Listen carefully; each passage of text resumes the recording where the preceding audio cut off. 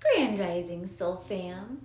Today I wanted to come on and share the Wisdom Keeper's story for Gene Key 60, which we are collectively navigating right now. This is the shadow of limitation, the gift of realism, and the city or the divine expression of justice. It just is, as I like to say. This is also in my hologenetic profile as my vocation. So today I wanted to share some resources as we navigate this collectively this week. So this is a deck by Dr. Rosy Aronson called The 64 Faces of Awakening. It starts off with a Richard Rudd quote that says, "The only thing needed for magic to occur is some form of a structure and an open mind." Programming partner to this is Gene Key 56, which is the gift of intoxication, the divine expression of enrichment. I think. Let me see actually.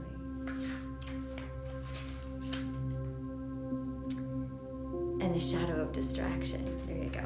Okay, so my wisdom story.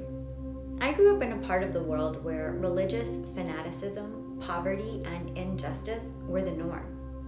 In response to oppression, people prayed for miracles.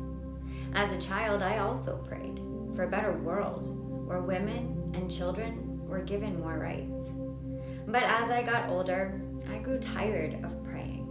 Magical thinking just wasn't doing anyone any good, and I didn't trust my country's laws or its lawmakers. When the dictatorship was overthrown, it became possible for girls like me to go to university. Immediately, I knew I wanted to become a lawyer so I could change our country's sick systems from the inside.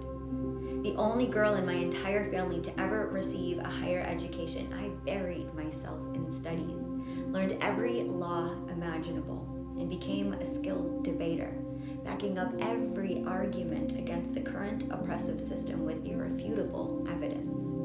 My work life was successful, but inside, I was lost, unstructured, and my relational life was non-existent.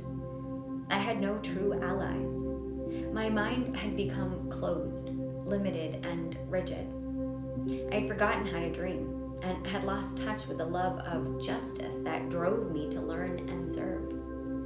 I even started resenting the very women whose rights I'd been fighting for. If they didn't agree with me or appreciate all that I was doing, I'd fly into a rage. I found them completely oblivious to what it actually took to make their dreams of a better life a reality. But they were angry with me because I was so busy protecting their rights that I stopped loving, respecting, and regarding them as human beings with their own voices. When one of my most loyal supporters returned to her fanatical roots, I woke up. I stopped arguing and I started listening to the actual dreams, needs, and desires of the people I represented. Now I see beyond the surface of all things and honor the oppressed part of everyone. I use my understanding of the law to support and empower. My open mind and dreaming heart inspire all that I do. I've learned that true justice takes a village, and that changing the world for the better can actually be an enjoyable, relationally nourishing process. My gift to you. I bring to you a love of realism and common sense. I want you to stay connected to your ideals and visions without losing sight of the practical aspects of the creative process. Just as a seed needs a shell and a river needs its banks, your dreams need to understand the inherent structures of the world so that you can bring them to life. Do not see these structures as stifling or forever lasting limitations, but as supportive vessels, perfectly aligned to take you where you need to go and no further. Remember to keep the heart of your dreams close while holding all systems, religions, and mindsets lightly. Get comfortable with uncertainty. Think outside the box and use playful language. Seeming plateaus don't mean nothing is happening. Everything of true value lives within you. So be the eyes, ears, and mind of our universe, and soon you will be making magic. Questions for contemplation. Do you tend to run away from structure and commitment?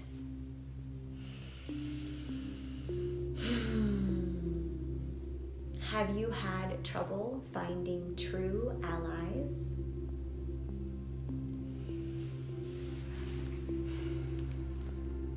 Are you rarely involved in something that lasts?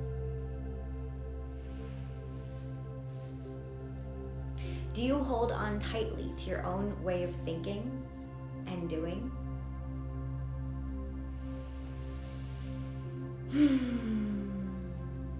Without certain structures in your life, would you fall apart?